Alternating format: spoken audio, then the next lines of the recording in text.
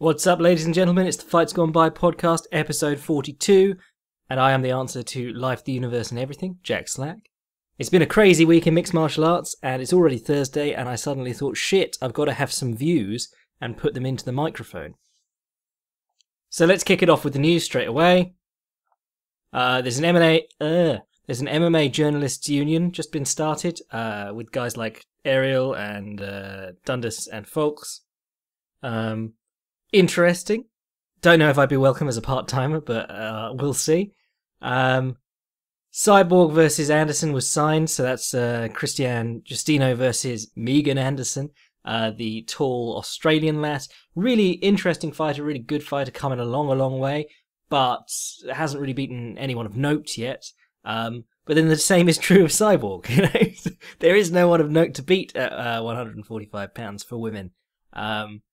So the UFC have finally made the one match that is interesting at that weight, which means that Germaine de Randamie is out. She has been stripped of the title. And I think we can say fairly safely that she was one of the worst UFC champions ever.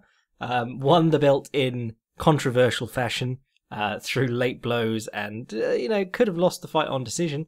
And then proceeded to hold up the belt and refuse to fight.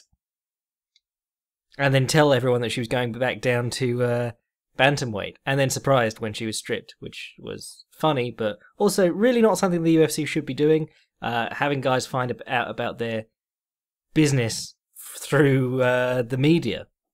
Sad news this week, Tim Hague died in a boxing match. Tim Hague was a UFC vet, he was a heavyweight, and the news around this is still coming out as I record this episode of the podcast, but he had been knocked out more than 5 times. Some people were saying 8. I don't have the official numbers, but he'd been knocked out a lot of times in the last 2 months. You would assume if he's getting knocked out that readily, there's going to be concussions in sparring as well.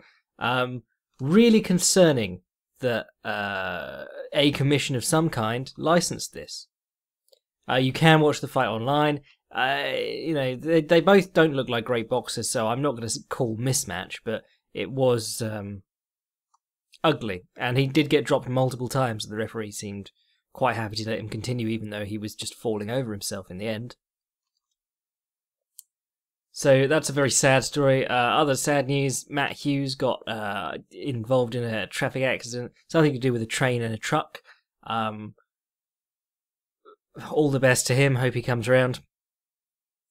And then from the sad to the ultimately ridiculous, Conor McGregor and Floyd Mayweather are going to fight in August. Wow. There you go. All that talk about how 49-0 was a meaningful number and he was very proud of his record. Doesn't matter. Money. I've been asked about this all week by people, and it's such a stupid fight. And everyone knows it's such a stupid fight. You know, Conor McGregor, this will get forums in a panties in a twist. He is, as a boxer, he is a proven club-level fighter. You know, he won some amateur contests, never went pro, never had a single professional boxing match. And there is a huge difference between even the very best amateurs and good professionals. Someone was telling me that he opened as less of an underdog than Canelo and Maidana the first time and a few others. And it just goes to show how much of this game is talk and perception. What a silly, silly fight.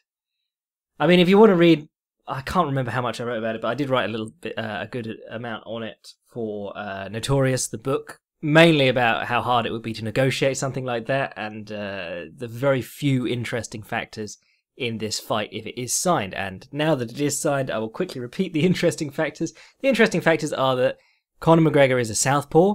Floyd Mayweather historically hasn't liked fighting southpaws. His A-game, as everyone knows, is getting down behind the lead shoulder and using his rear hand to pick off jabs and hooks. When that left hand is coming from further away, it's a lot harder to palm jabs, or palm left straights rather. You have to really parry them, and it isn't quite as neat.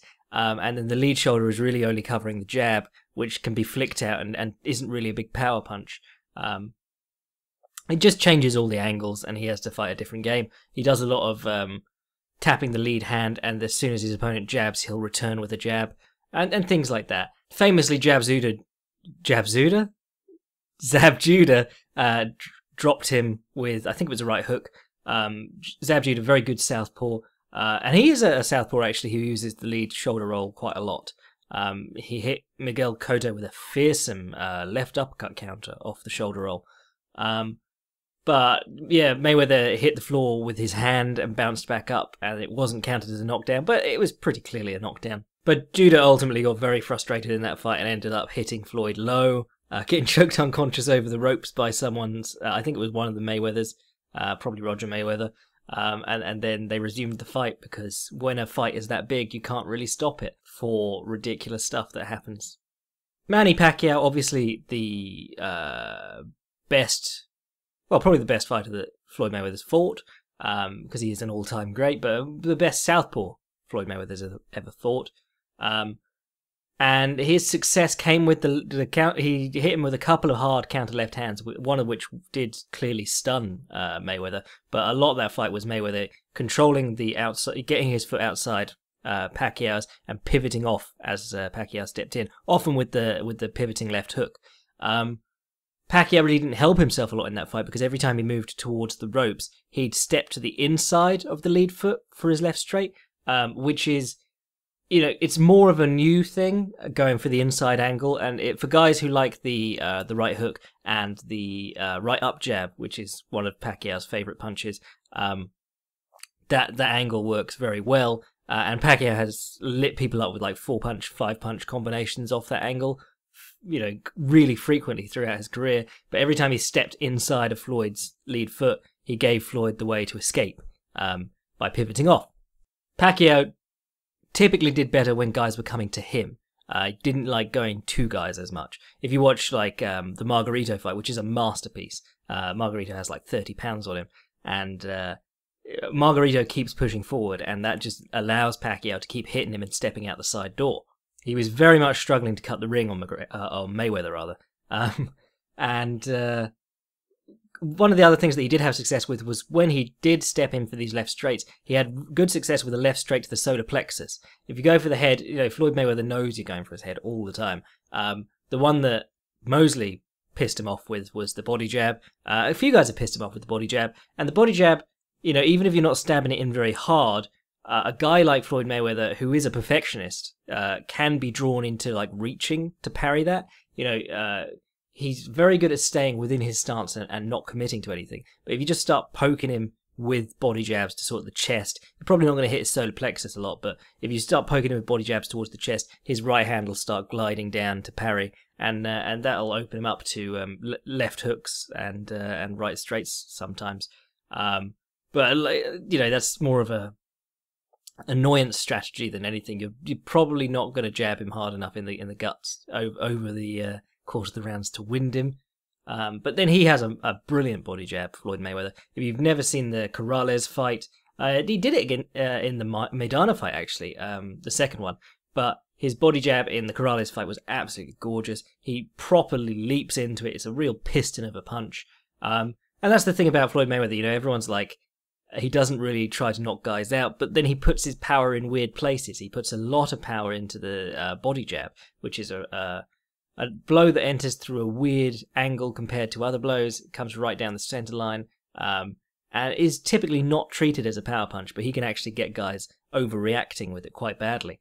And then he'll jump up with the left hook or the right straight or whatever. But yeah, left straight to the solar plexus or rib cage or midsection, anything on the center line rather. Really solid punch for use against Floyd Mayweather. So that could be interesting, especially if McGregor comes in with a reach. I think he's got 2 inches of reach or something like that. I've not actually checked the proper stats yet. Yeah, I mean, what more can you say? One thing that was quite interesting to me was that Dana White was asked about... 1 second, sip of tea. Yeah, Dana White was asked about kicking and elbows and stuff like that. The stuff that people are saying, like, oh, McGregor will lose his temper and high kick him. Jokingly, probably. But someone did say, like, I've actually found a lot of people saying, could he feint a kick against Mayweather? Because you can't be penalised for kicks that don't come.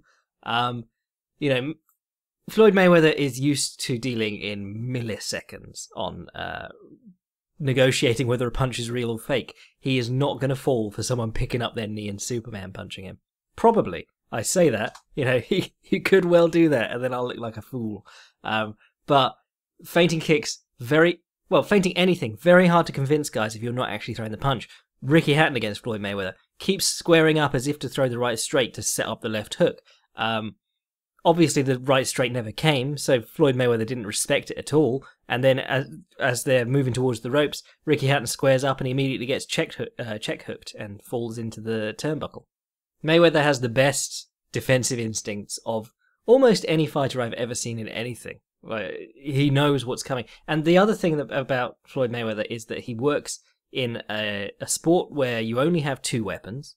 And you can only target the front of the body. So the whole Philly shell thing, part of it is that it shuts down hitting the backside of the body. You can hit the kidney in the Philly shell, and a lot of referees will let you get away with it, even though it's technically illegal. Can't remember who I was watching. Oh, it was Floyd Mayweather Sr. I can't remember who he was beaten up. It might have been some Colombian lad, maybe Dominican.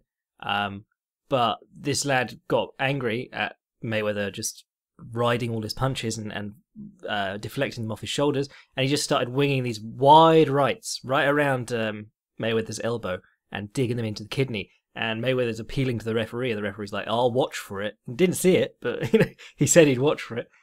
So kidney punches can be useful against guys who really fight out of a side-on stance. Actually, on the subject of side-on stances, people were saying in the lead up to this fight, how can we make it more interesting or fair, make it a kickboxing match? If it's a kickboxing match, Mayweather dies. Like, it's high-level boxing and high-level kickboxing are so removed from each other. If you watch Mayweather's lead foot, often his feet are miles away from each other, his lead foot's turned in, he's almost side-on, presenting as little a target as possible in his upper body. If you do that in a kickboxing match, you are presenting your lead leg to be punted. And you are going to struggle to get it back in time. A kickboxing match with Floyd Mayweather and Conor McGregor would be very uninteresting because Conor McGregor would just kick his leg until it fell off. You can watch Riddick Bowe in his Muay Thai fight. Riddick Bowe at age, whatever it was, 45 or something, still has the best jab that you'll ever see in a Muay Thai ring. And he does like flick a few of them out there and you're like, wow, that's brilliant. And then he immediately gets kicked in the leg and starts hobbling. Anyway, so we were talking about the contract, and I was saying that so people were asking in the conference call about MMA Tactics, and apparently it has been written into the contract that Mayweather will be penalised or, docked money or whatever. It's been addressed. He cannot use foul tactics. Where that becomes interesting is that Floyd Mayweather's fights, if you watch them, the thing that people get upset about is the clinching. And I don't think people get upset about the clinching if people were allowed to work longer in the clinch with Mayweather. He always has the same referee, and he always breaks the fight almost immediately. And to be fair, it's a lost part of boxing generally.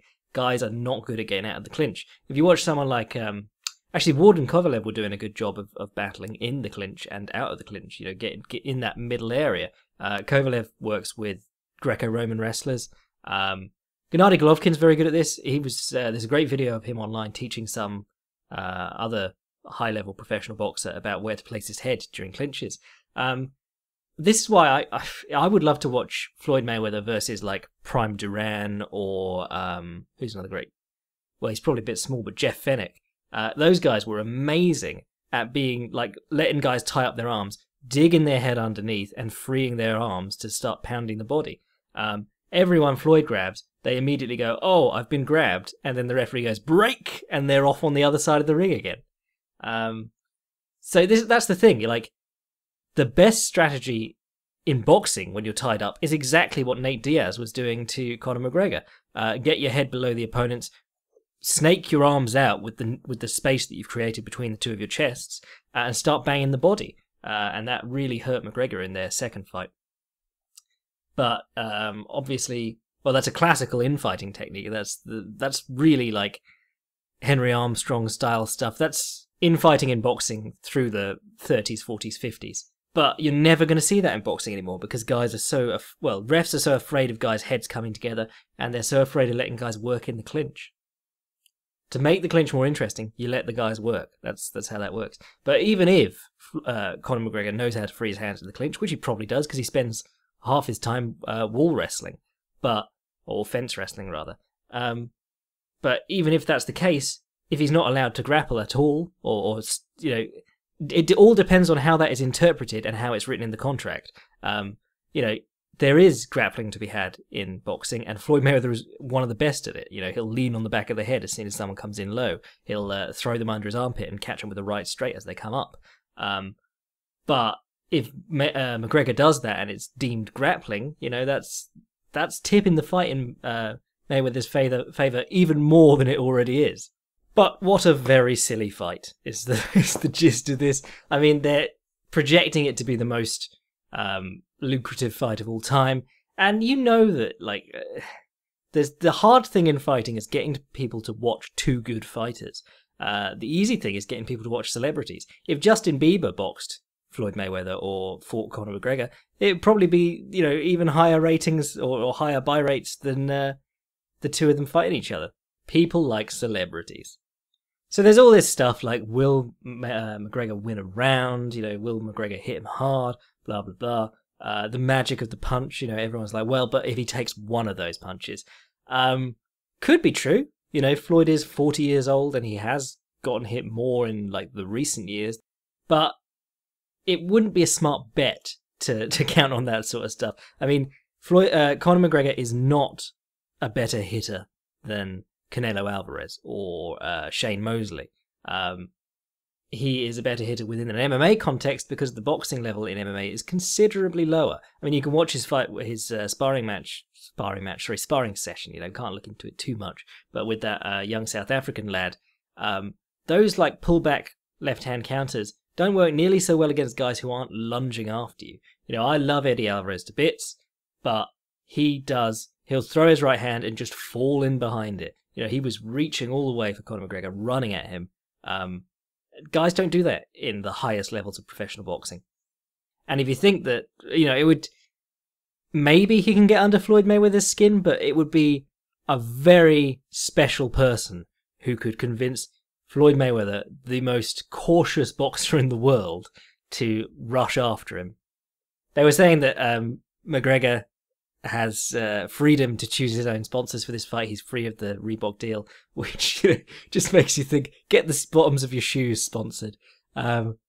Sad old joke there, sorry. But, people saying that he's going to make it the full 12 rounds, I think it would rely on Mayweather really not wanting to get involved with him, because Conor McGregor cannot keep a pace for that long, typically. He was sucking air by the third round of the second Diaz fight.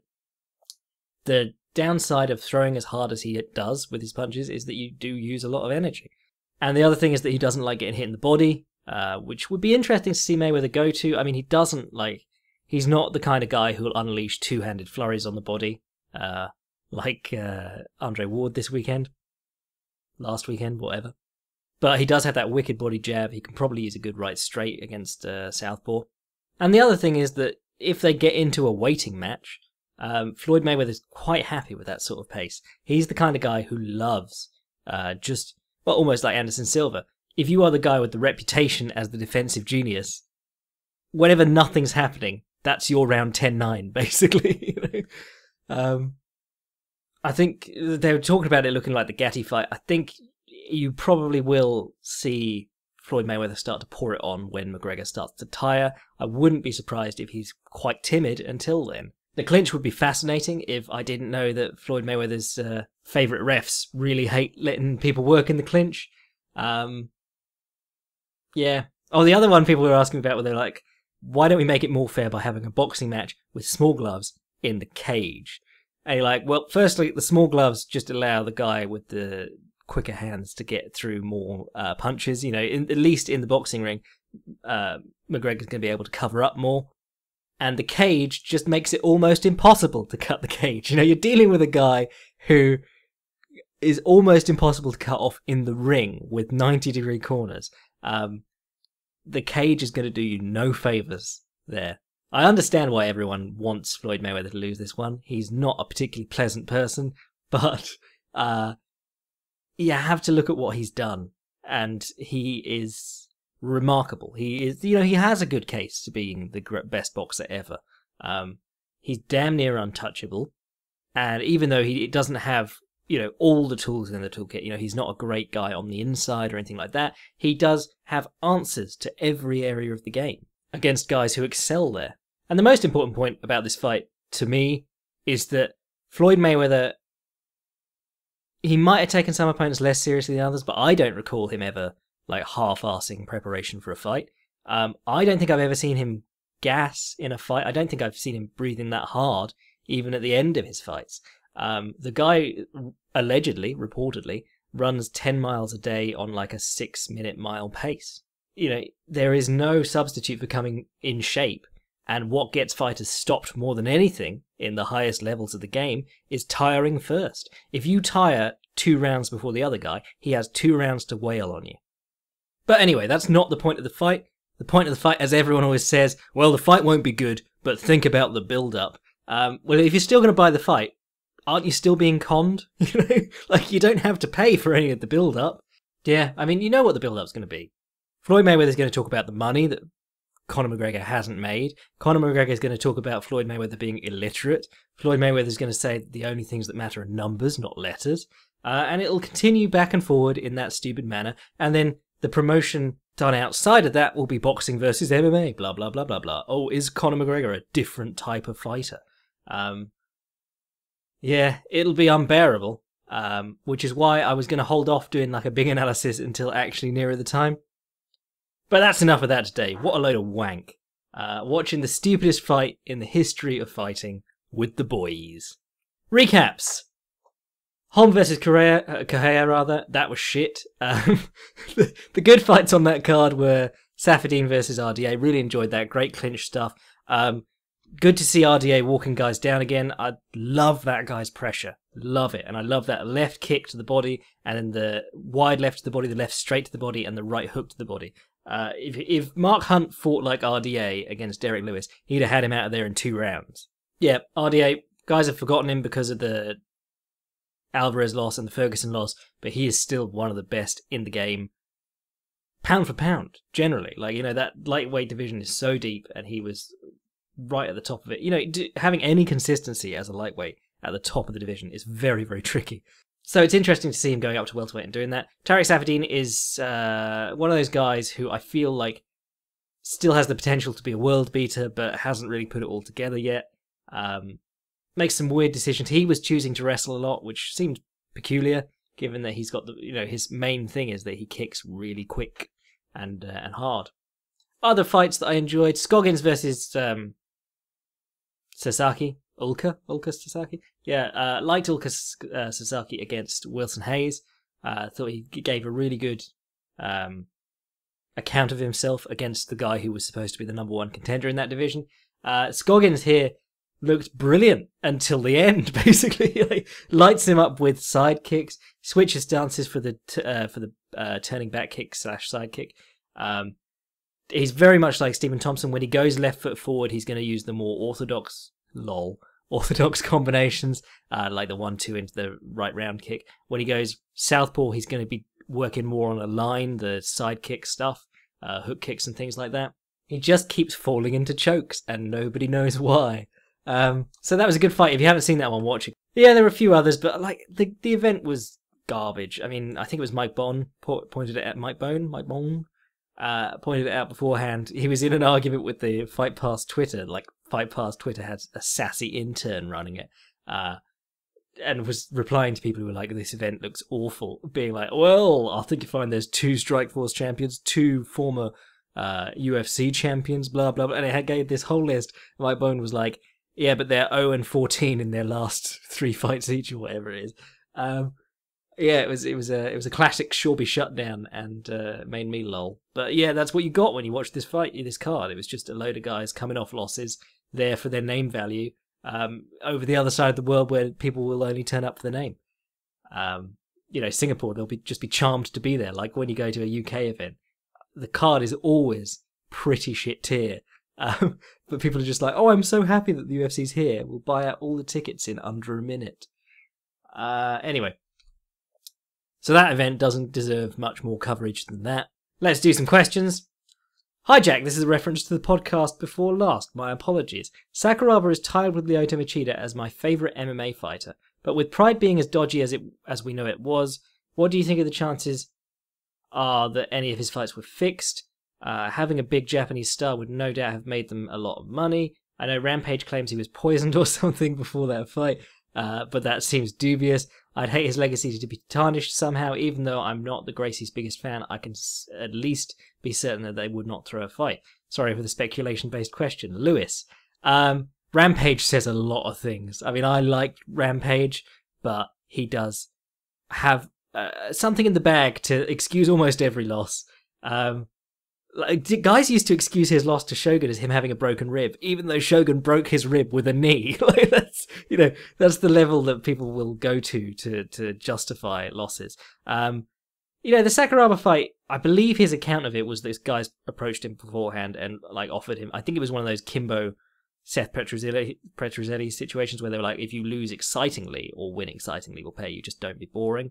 And he always said that he went out and tried his hardest, and it does look like classic Rampage. He tries to slam Sakuraba a dozen times before getting caught. I mean, when you've seen a few hundred fights, which, I mean, most of my readers will have seen a few hundred fights, but when you've seen a lot of fights, the worked ones become very obvious. I did an article a while ago called Anatomy of a Fixed Fight. It was after the Kimbo versus Shamrock fight. Just being like, this probably isn't fixed. You can pretty much tell when a fight's fixed. There's two ways to fix a fight. Have a guy take a dive, which is easier because you only have to inform one party, or they go through a work, which is, the best pro wrestlers in the world can't look like they're actually hurting each other, unless they are. So there's that, but, it's very, very hard to convincingly fake a fight. Generally, people look at betting lines and they say stuff like, well, Anderson Silva versus Chris Weidman. I didn't see it. Literally what they said on the ESPN roundtable. 3 people who hadn't seen the fight talking about how fishy it was. Oh my god. Yeah, fake fights generally. I mean, I've watched all of Saku's early career recently. It seemed like he was a guy they didn't expect to do well. Like, they had guys like Akira Shoji and all sorts of other guys on those early cards, fighting Brazilian guys, fighting established veterans, and all of them either got losses or draws over the distance. Sakuraba seemed to just be going from strength to strength and became a surprise star out of nowhere when they were really hoping for someone like Takada to be the star. I think that's Sakuraba's real appeal. He was the local star, but they were trying to get loads of guys in the running for local star. Sakuraba just happened to be the guy who did it. Cheers, Lewis. Hey, Jack. On the Joe Rogan podcast, Dominic Cruz says that he came up with his fighting style, for a lack of a better word, to avoid getting clinched, punched, or taken down. Does anyone have a fighting style which makes them incredibly difficult to kick? I often hear that when fighting someone who switches stances a lot, a good strategy is to kick the legs, like Shogun versus Machida 1. Does anyone have a strategy like that makes them incredibly difficult to kick? Well, it's exactly the same thing. If you want to avoid getting punched, grappled, and everything else, you use range. If you use range, you also make yourself harder to kick. It means the other guy has to step in, pump the double jab or whatever, get you moving, get you near the fence, and then punt your legs, which is what so few guys do against guys like Demetrius Johnson and Dominic Cruz and people like that. You can't just kick the legs. You need to get them moving in a way where you will be able to catch them up and hack out a leg. For a more traditional style, maybe Saenchai is a great example. He stands right on the end of kicking range, and he always pulls his lead foot just back enough that the opponent's kick misses, and then comes back with a switch kick to the head or whatever. Really, the way to be evasive is, you're not just avoiding punches or whatever. You're getting out of range. There is a range where a guy can do his stuff, and there is a range where a guy cannot do his stuff. If you don't think of it like punching range, kneeing range, clinch range, whatever, you can just do that Machida style, exaggerated distance. I don't have to deal with anything unless I step in when he steps in. So yeah, it's just distance management, really. Alternatively, you can get in the habit of just taking kicks and coming inside them, which is a better way to punish guys for kicking and makes it harder to kick. If you get in the habit like taking the right low kick on the left quad and immediately firing the left hook, or grabbing the leg and driving through, you can make guys reluctant to kick. Right, let's do some previews for the weekend. We're not going to do the UFC event because it's not particularly interesting. Oh, actually, no, Kevin Lee versus Mike Chiesa is interesting. But I am going to focus on the Bellator event this week. It is one of their big tentpole events. And as always, it's being headlined by old men. Those fights are not particularly interesting, and you probably don't have much interest in what I have to say on those. Vanderlei Silva versus Chael Sonnen. Probably Chael's going to lay all over him. And then we can all say Chael's back. The little... people have been hyped over that one clip from The Ultimate Fighter. I can't let you get near me. That one clip for however long. Is it like 2 years, 3 years? It'll be interesting to see Vandy in with a really good wrestler. I'm trying to remember the last one he actually fought. And a lot of guys in Japan were kind of discouraged from holding him down because they get a yellow card and stood up. There was a sort of, we were talking about shady pride fights earlier. Typically, Vandy got to do a lot of non-title fights, as the champion. Fight a lot of guys who were just like Japanese no-hopers, and then if he got held down too long, they get stood up and given a yellow card. Docked part of your purse for trying to win. But yeah, I mean, you know what's going to happen. Vanderlei's going to come out windmilling. Chael's going to shoot a takedown. And Vanderlei will probably try and muscle a guillotine. There was a great fight with Daijiro Matsui in Pride where he just he's on the bottom of guard and he's using both hands to stiff arm Matsui's face away and then hammer fisting him. No interest in getting up, no interest in throwing up submissions, no interest in sweeping, just wants to hit the guy from the bottom. Daijiro Matsui never had a boring fight, actually. Go watch his career on Fight Pass. I still haven't actually since I got Fight Pass, but he had some amazing fights, and he was always thrown in with guys way too good for the level he was at that time. But watching him against those guys, you were going he's getting beaten, but this guy has potential. But it was one of those ones where it's the specialty of Japanese matchmakers. You take a guy who's got potential and you just keep feeding him to the wolves over and over again so that he's just beaten into retirement before he even gets off the ground. And then there's Fedor versus Mitrione, which, I'm the biggest Fedor mark in the world. Some guy was trying to retcon me as a Fedor hater. It's amazing what the real Fedor fanboys do. I've had dudes telling me off for being Fedor's done, and linking me my own articles to tell me how great Fedor is without realizing that I wrote them. Fedor was great. Some guy was trying to tell me that Fedor was on a 5-fight win streak. I don't think a streak counts if 3 of those were before your 3-4 year retirement from the sport, and then you beat Jaideep Singh, and then you lost to Fabio Maldonado, but you're the head of the commission, so it was a win. Mitrione should crush him here.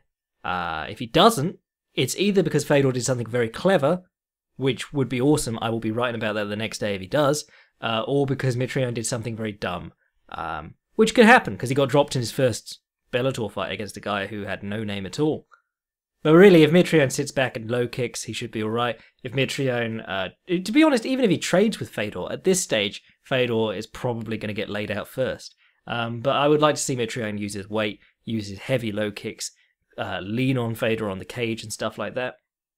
To be honest, as a massive Fedor fan, I just want him to go away now. There's 2 types of fans, diehard fans for any sort of fighter. The ones who want them to keep fighting even while they're getting horrendously beaten. The ones who are you should fight as long as you like to, and blah, blah, blah. And the other kind who are I don't really want to watch this. I feel bad giving him money to continue getting brain damage. It's going to be the 2 camps on everything, and I'm in the second one there. But this event... that their main and co-main is standard Coca. That's what they found is working. They are appealing to the lapsed MMA fan who wishes it was 5, 6, 7 years ago or whatever. But they've really gone all out in this card, and they've gone several different angles. For the guys who like real world class talent, you've got Lorenz Larkin versus Douglas Lima for the Bellator title. Lima has looked really good in his last two. He had a really bad injury after losing to Koreshkov.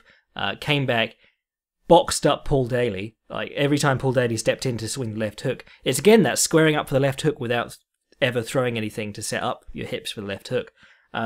Every time Daly squared up, Lima would clip him with a quicker left hook. He hooked with the hooker and he was winning.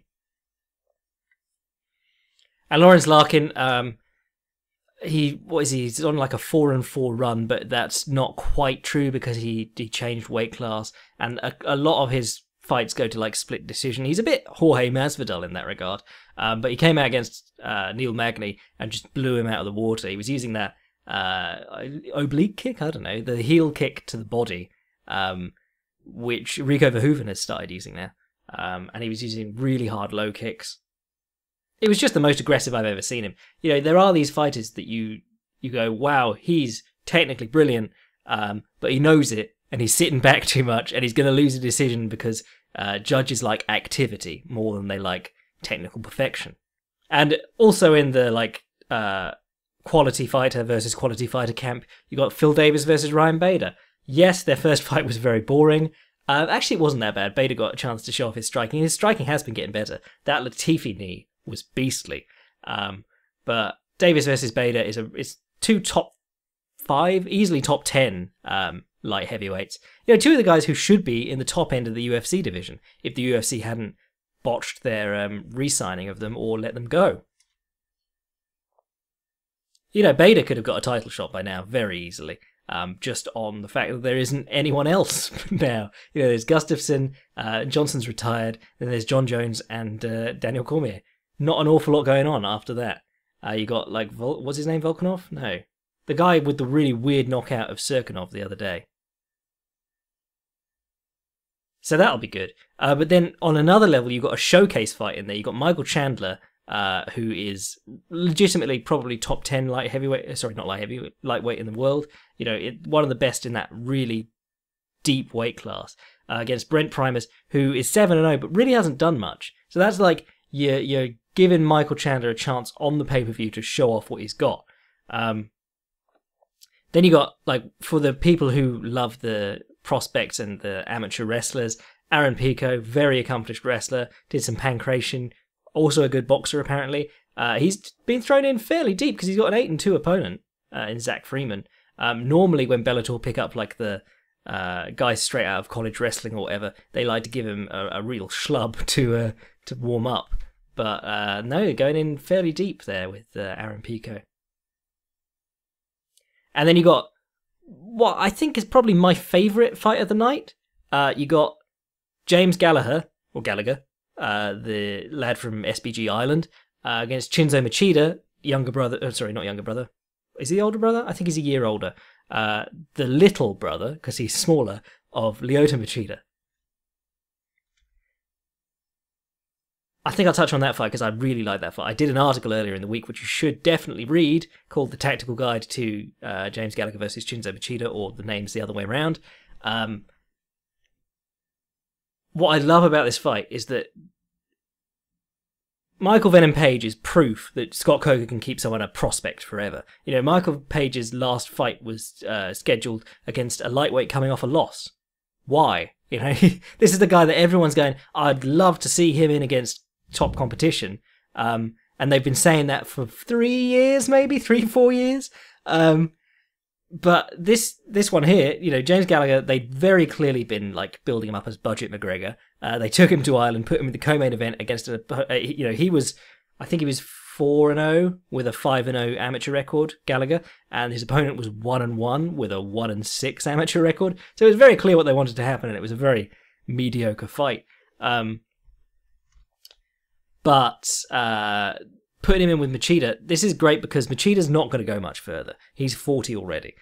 He's got a few good knockouts left in him. He's got one of the most interesting striking styles we've seen in MMA. I will always watch a Shinzo Machida fight, probably over a lot of like the undercards on UFCs. But, you know, he's not going to make a run at the title. But Shinzo Machida, not a very good grappler. Going to test Gallagher on the feet, but Gallagher's going to test him, taking him down. So you got that. The strengths and weaknesses match up quite interestingly. My hypothetical game plans for this fight were, I think Gallagher should firstly lay off the right low kick. He throws the naked right low kick all the time. If you've seen the Machida's fight, stepping inside that with the right straight or the left straight is their bread and butter. Stepping inside round kicks with straight punches. Easiest knockouts of their career have come that way. Secondly, work Machida's defense, because he still does, he's not been fighting guys who've been consciously trying to cut him off, or at least haven't been very good at it. And he's still been hitting the fence a lot and trying to run out the side. Get him to the fence first, then hit him, or go for the takedowns. Lots of feints because they try and time their counterpunches. The Machidas are all counterpunches. Chinzo, a bit more aggressive on offense. He uses a lot of straight line kicks where Lyoto used his round kicks. Machida really loves the front snap. Chinzo Machida rather really loves the front snap kick. Steps in with punches off that. I think I'd like to see if Gallagher's camp had been working on parries for front kicks, that would have been smart, because the front kick, even a good front snap kick, if you time it well, you can knock it offline even after taking it, and that opens up a lot of it puts if you can knock an opponent's foot across himself. I mean, Buaka made a career out of dragging the opponent's foot across himself and then stepping it with punches, because you've taken a dominant angle, but you haven't moved. You've moved them. You dragged that foot past you, and they've landed in a stance like across themselves. But doing that makes it easy to get takedowns too. John Jones versus Alexander Gustafsson's another good example. Parries the low-line side kick, steps in while Jones is recovering his foot, and takes him down. I think the thing that I've noticed in Gallagher is he does shoot quite long. He's very good at getting guys to get into the stand-up frame of mind. He shows everyone he's going to stand with them and then takes them down, and that's quite a surprise. But his shots are quite long. He'll jab and shoot. The problem with that is that a guy like Machida, who very rarely engages, he'll engage one every 3 times that you come in on him, maybe. You stand a good chance of when you shoot, he's going to move out of the way, or he's not even going to be there, or you're going to be shooting over such a long distance. You're going to be taking that extra step to try and get to him, that he'll easily see it coming and do the flying knee from hell that he knocked that guy out with, or go for the long uppercut or something like that. The distance management of Machida is what's going to make it difficult for Gallagher. If Gallagher can start to use the cage more effectively, that'll make it a lot easier. So I'm quite interested in that fight. That's the most interesting fight on the card to me. And I really applaud Bellator for actually making that fight. That's such a good use of 2 prospects who, Gallagher they've been marketing like on main cards. Chinzo has been stealing the show on undercards. So you've got 2 guys who are known, and neither of them is going to, while it'll halt their momentum a bit, neither is going to really suffer from a loss. James Gallagher's 20, he's got time to improve and come back from that. Chinzo is already an old man, and he's 4-2, so it's not going to look too bad if he's 4-3 and then he keeps knocking people out on undercards. Love that fight. Anyway, we're out of time now. I'm going to head off. Sign up to the Patreon if you're not already involved. We're going to be doing Kazushi Sakuraba and the Pride 2000 Grand Prix in the next history episode. Really looking forward to that. Send your questions to fightsgonepodcast@gmail.com, but, I don't want a massive influx of Mayweather-McGregor ones, like I had this week. And I'll catch you next week. Cheers.